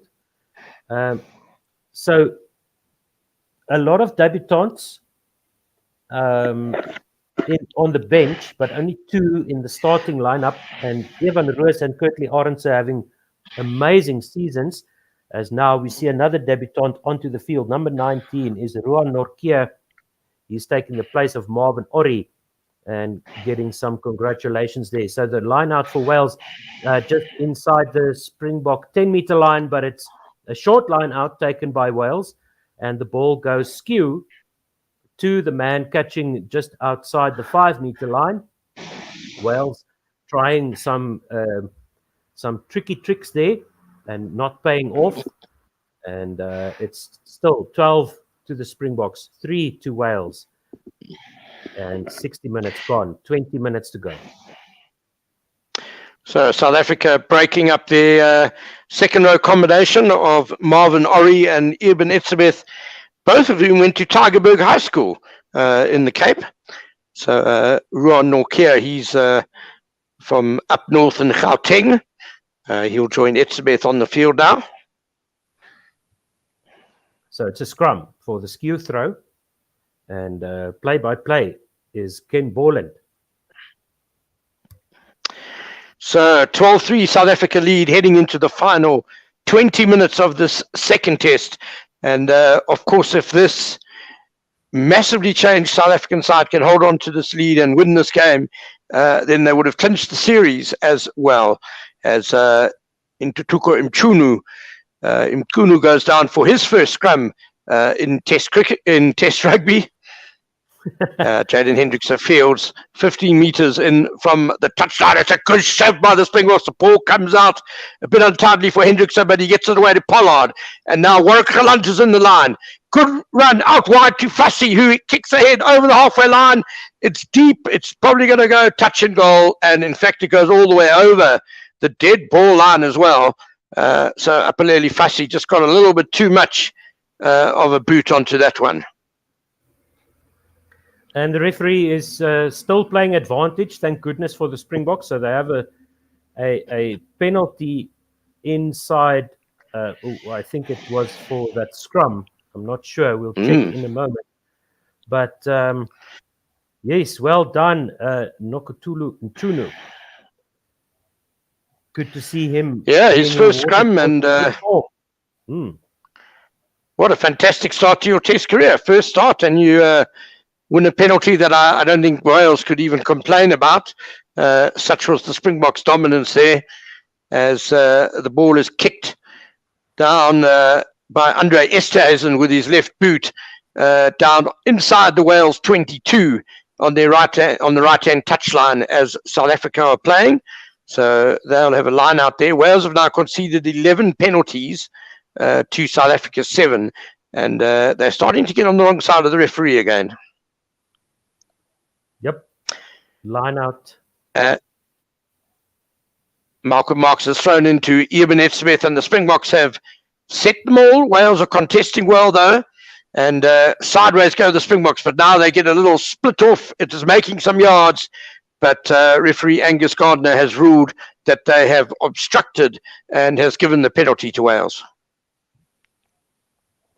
So it's number 22, Gareth Anscombe, sending that ball with the right foot, sailing over the far side touchline, and Wales will have the throw-in inside the Springbok half, just about on the Springbok 10-meter line on the far side of the field. So Wales looking a lot less dangerous than they did 7 days ago, Ken. Yeah, it doesn't mean a great second half for them. Overall, they've only had 41% possession in this match, and this is probably the first time that they have a decent platform inside South Africa's half in the second half, as they have a line out which is 3 or 4 meters inside South Africa's 10-meter line, and Eben Smith gets up in front and knocks it away from Wales, but it goes into touch. So Wales will have another line out, a couple of meters closer to South Africa's 22. Oh, it's a good attacking position here for Wales. So you see the Great contesting by Ed Smith. As Dewey Lake throws in, it's taken well by Adam Beard. And Wales are trying to set the ball, but it's a very untidy, scrappy effort. And they've also knocked on the ball, unless it's been called for a skew throw. Yeah, that was on the left shoulder of Adam Beard. And so with the black scrum cap there for Wales, the number 5. So very obviously skew, and South Africa will have a scrum on the far side of the field, just inside the 15-meter mark, and about 10 meters inside the Springbok 10-meter line. 12 so points South Africa's lost. 15 South minutes to go now. Mm-hmm.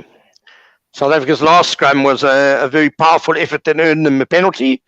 Penalty would help them relieve their lines now as well. Let's see what happens as Hendricks feeds the scrum, and this time Wales are very steady, and the Springboks are trying to get it going, and down the scrum goes. Referee says play on because the ball's at the back. Hendricks to Pollard. Curtly Lawrence is in the line, and he makes it over the 10-meter line. Slow ball, and in fact Wales have pulled off the breakdown, pulled off the turnover. It's that man Tommy Fennell again, probably his third successful jackal in this match. Yes, number 7, Tommy Reffel there, playing for Leicester Tigers. This is his second cap for Wales, and we have injury break here for Wales. Man is down at the far side, but Wales have the penalty inside the Springbok half. And so are they going to chase the game now, Ken, you think, or do they go for the poles? Time is running a bit short for them. We're heading to the last 10 minutes, and they have a 9-point deficit. It will be interesting to see their approach, though. Still a man down, of course, with the yellow card. So perhaps a kick for poles will eat up some of that time, as tight head prop Dylan Lewis is the man who's down. And there'll be an anxious replacement tight head on the bench, Sam Wainwright, who, if he comes on, will make his international debut for Wales. Yes, indeed. So Dylan Lewis sitting upright there, good news for him. And just getting some attention as we see some replays of Curtly Arendse, who had an awesome season for the Vodacom Bulls in the URC and gets his Springbok debut today, starting at 14. And the young man has done the business so far. So I really like this, as we see Dylan Lewis now going off the field, clutching his shoulder, and it will be Wales penalty on the Springbok 10-meter line, just about 30 centimeters outside the Springbok 10-meter line, and that looks like Williams taking the kick. No, it's Gareth Anscombe with the right foot, looking down at the ball, coming forward now and striking it, and it looks like a good kick, but yes, it's over. Gareth Anscombe has 3 more points for Wales. In the 66th minute, it's 12 points to South Africa and 6 points to Wales. Yeah, that'll be a big morale boost for Wales because they haven't really been in the second half. And the first time they get into South Africa's half, they've managed to chip away another 3 points at that lead. So good stuff for Wales. Yep. Andre Pollard kicks to the right-hand touchline, taken by Falatau, who's brought down inside the 22.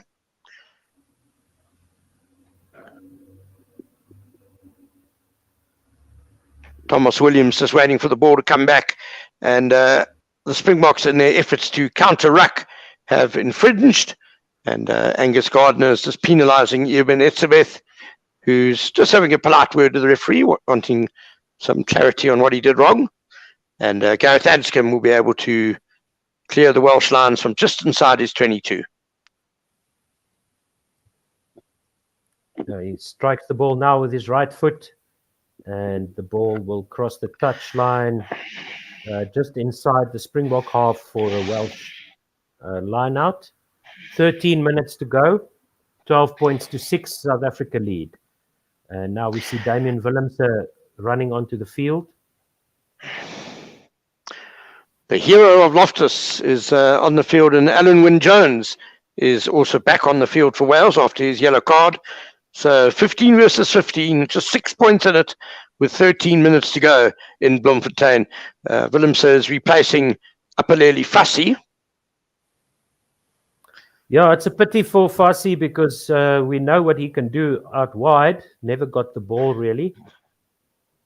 Wales ready to throw. Yeah, just hasn't been one of those open games as Dewey Lake throws in again, contesting by the Springboks. Ruan Nokia goes over the line out and is picked up by Malcolm Marks, who's on a terrific charge, but referee Angus Gardner is calling them back because the Springboks played the Welsh jumper in the air. It looks like Eben Etzebeth has conceded his second successive penalty. So this time Anscombe indicating to the referee that he will go for poles. And I'll just take a quick break, Ken, if you don't mind. I'll be back in 2 seconds. Yeah, it's a tricky kick for Gareth Anscombe, 15 meters in from touch on South Africa's 10-meter line. But if he can get it, it cuts the deficit to just 3 points, and we'll be in for another absolutely thrilling last 10 minutes of this test match. Wales making 2 quick-fire incisions into South African territory, helped by 2 penalties in a row conceded by Eben Etzebeth, which is unfortunate, as Gareth Anscombe, who didn't get to come on the field at Loftus Versfeld in the first test, but he's made it on in the second half here in Bloemfontein as he lines up what would be his second successful penalty if he gets it. 15 meters in from touch from the Springboks 10-meter line. He's kicked it. It's heading wide, and I fancy it is staying wide. So Anscombe has missed from the tee. South Africa stay 12-6 ahead as the final 10 minutes of this gripping test match begin. Wales coach Wayne Pivac looking a bit miffed in the coach's box, as the Springboks will have 22-meter dropout from Andre Pollard. He goes to the right-hand touchline. It's coming down just about on the 10-meter line. Well taken by Adam Beard of Wales, the lanky Welsh lock. And they rumble forward over South Africa's 10-meter line. Williams to Anscombe to Tompkins. Ball back inside and then back to Tompkins. And now Wales go wide. Louis Rees-Summit cuts back infield. Weaving run. He's found a good runner in Dewey Lake. Cutting back inside. Williams now to Anscombe. They cross the 10-meter line. Williams. Wales now going left. To the short side. They come back to the center of the field. And once again to the short side. The far side of the field. And it's out wide. And the Springboks trying to push the ball over the line. Trying to use the touchline as a defender. But Wales have control. As Wales crash it up once again on the far side of the field, just inside. And this time it's lost forward by Wales. Warwick Galant has the ball, kicks it forward. He was inside his half, but the ball is going to roll over the touchline. Wales, Gareth Williams, just picking that up outside the Welsh try line, getting some support, managing to keep his feet while his support players arrive, and Anscombe receiving this ball from the ruck on the try line, sends it out to the halfway line where it's collected by Damian Willemse, and he's got support now going over the Welsh 10-meter line. Jaden Hendrickson digging for the ball there. Vincent Koch drives it forward. The number 18 for South Africa there, and crash ball once again for South Africa. Some protection there for Jaden Hendrickson, who goes in now to Ruan Nurkia on the 15-meter line, 15 meters inside the half, on the 10-meter line of Wales. Cross kick by Pollard, collected by Wales. The number 8 there for Wales is Taulupe Faletau. And Wales carry it up to the Springbok 10-meter line. Down to the far side they go. And number 23 is Josh Adams. Ball goes back out the ruck. Wales still in control on the Springbok 10-meter line. Coming into the middle of the field.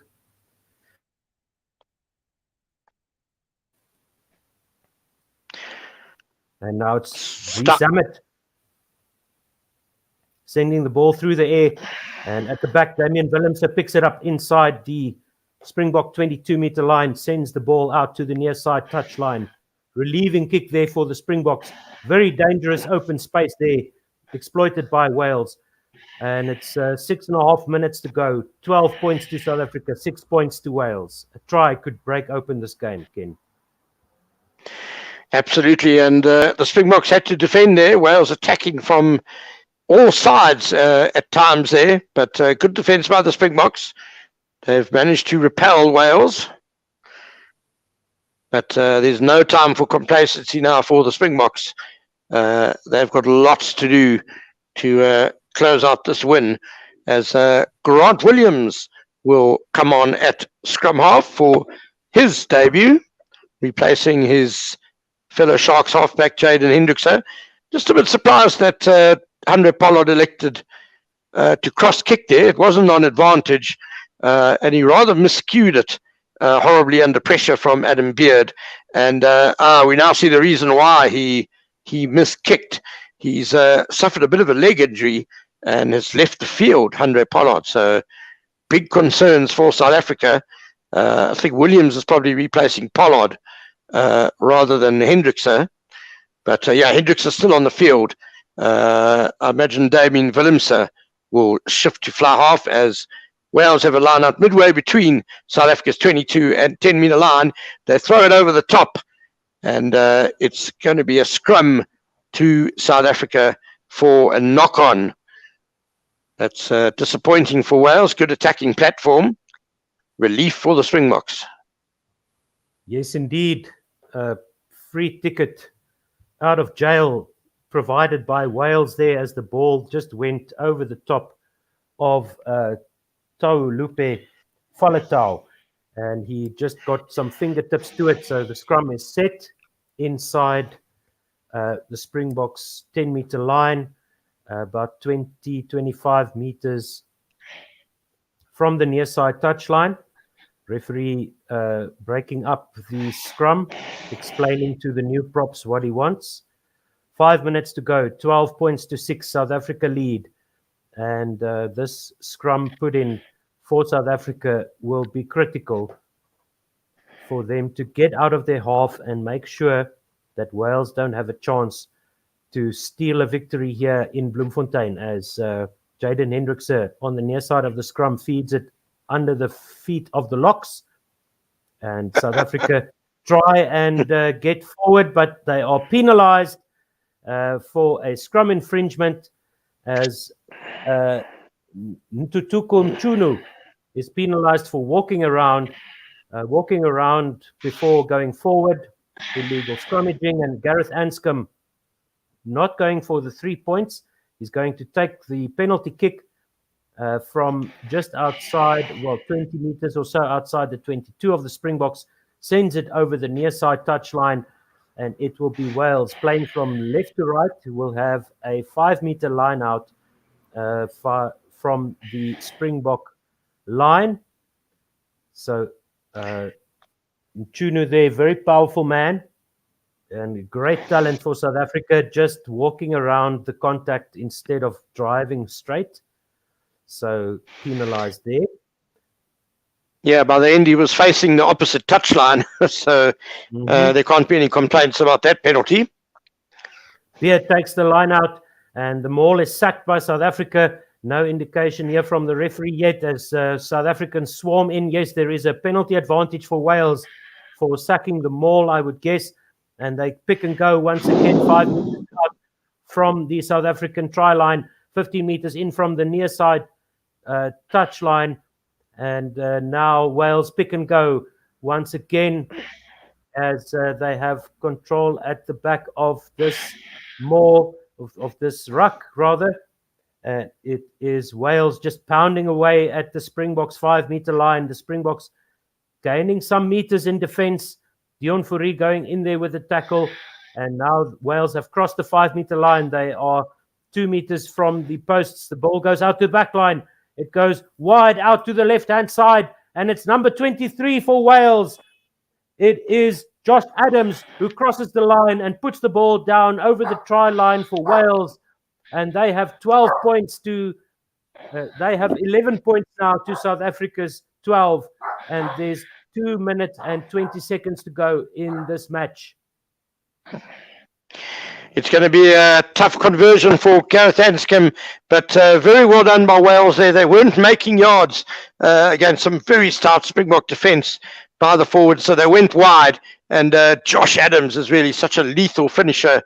We saw that on the Lions tour last season, and he has dotted it down perhaps 2 meters in from the touchline. So to give the Wales the lead, Gareth Anscombe's got a really, really tricky conversion to come. And he's a guy that can land these type of kicks. So there's about 90 seconds to go now. South Africa lead 12 points to 11. Gareth Anscombe has got the Bloemfontein crowd in his ear, literally, as he stands on the far side touchline. He looks up at the poles, takes a deep breath, looks down at the ball, goes through his motions. He strikes the ball, and it is sailing through the uprights. Wales take the lead with 1 minute to go. 13 points to 12. Wales lead. What a brilliant kick by Gareth Anscombe, and massive pressure. And the Welsh spectators are dancing in the stands. And if it stays like this, they'll be singing Bread of Heaven deep into the Bloemfontein night. Absolutely. So converted try for Wales. And we'll just try and update our scorecard here. So it is Wales 13 and the Springboks 12. And a scrum for South Africa, a lifeline here, as Wales have knocked on the restart. And there's going to be a scrum midway between the Welsh 10-metre and 22-metre lines, and it's probably about 25 metres in from the far touchline. So massive scrum coming up for South Africa. Will they go for the penalty? At the very least, they want a stable platform to be able to launch one last-ditch attack here to try and regain the lead with just a matter of seconds before the final hooter goes. Yeah, time is up in Mangaung, in Bloemfontein, in the Toyota Stadium. The Springbok players on the bench cannot watch. Elton Jantjies pulling his cap over his eyes. Jaden Hendrikse puts the ball into the scrum. Solid scrum by both teams as the Springboks try and drive this forward. They've got a little bit of forward momentum, but the ball is at the back of the scrum, so the referee will let it play. Andre Esterhuizen on the near side goes into contact. Jaden Hendrikse has the ball at the back. He goes to the near side, and it's into the hands of number 22, and that is Grant Williams on debut. Jaden Hendrikse now to the far side into Reinhard Elstad, who drives this up over the 22 of Wales. This one goes out once again into the forward, and it's a ball lost there by the Springboks. The ball is lost by Vincent Koch, and it's a knock on, I think. The referee hasn't signaled anything yet. The Wales players are congratulating each other, and I think that's the end of the game with that ball dropped by Vincent Koch and in contact. So Wales have leveled the series 1 each, and it's Northern Hemisphere 3-0 for this weekend. As we saw Ireland and England coming back, Vincent Koch is very sheepishly just looking around. He knows the cameras will be on him, and that is the handshakes at the end of the game. That is a win for Wales in Bloemfontein, 13 points to 12 by the skin of their teeth. And this time, the Springboks didn't manage to get over the line. But I like this team, Ken. I like the way that Jacques Nienaber has selected this team. And there was a lot of mistakes, a lot of rusty-looking performances, I would say. Yeah, I don't think South Africa really got a whole lot out of this test match, to be honest. Not too many players really stood up and put up their hands with really big displays. I thought Ivan Roos was very good in the first half. He certainly was lively, had some great runs. But out of the other new caps, no one really stepping up and making a massive statement. I guess it's great that Pieter-Steph du Toit has played 80 minutes, so his season is up and running after injury problems. Andre Pollard was good, solid as the general, but it's going to be worrying that he went off in the second half with a leg injury, hopefully just cramp. Yeah, and I mean, trying things is one thing, but if it doesn't work, does that also give you some outcome to say, well, Yeah. Yes, I guess Jacques Nienaber has a bit of clarity that the team that played at Loftus Versfeld is probably the first choice. I think a guy like Ivan Roos has shown that he can make the step up. He had a good game. Andre Esterhuizen was okay at inside centre. Jesse Creel, okay, but without really dominating. I thought Jaden Hendrikse was tidy at scrum half. He was okay. Yeah, it was. Attendance. Yeah, good attendance at the rucks. Had a bit of a shady kicking game. But yes, yeah. Yeah, like you said, yeah, nobody really saying, "Hey, coach, pick me." Mm-hmm. Yeah, the back three, they got beaten in the aerial battle, which is so important.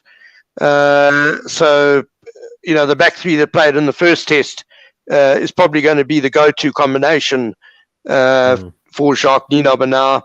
in the near future. Dialende and established midfield pairing.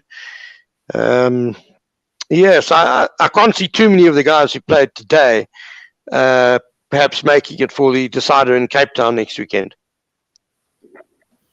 Yes, so we're looking forward to that. And in the meantime, on Monday and Friday, we will bring you the ladies Proteas, the Momentum Proteas, playing against England. And the first ODI will start on Monday at 3 o'clock South African time. And so the same time on Friday, we will have another ODI. So thank you very much, everybody, for listening. Please join us on YouTube. Make sure that you hit that notification icon on YouTube so that you can see when we go live. We do appreciate all your comments, all your support here at One World Sports Radio and Gorilla Cricket South Africa. We're looking forward to next week in Cape Town to see the Springboks get the job done. It will be very interesting to see what team Jock Nienaber selects for that game. This would have been in a regular tour. This would have been like a midweek. What do you call it? Like a dirt trackers. Dirt trackers. That's the word. Dirt trackers. Yeah. Yes. Yes.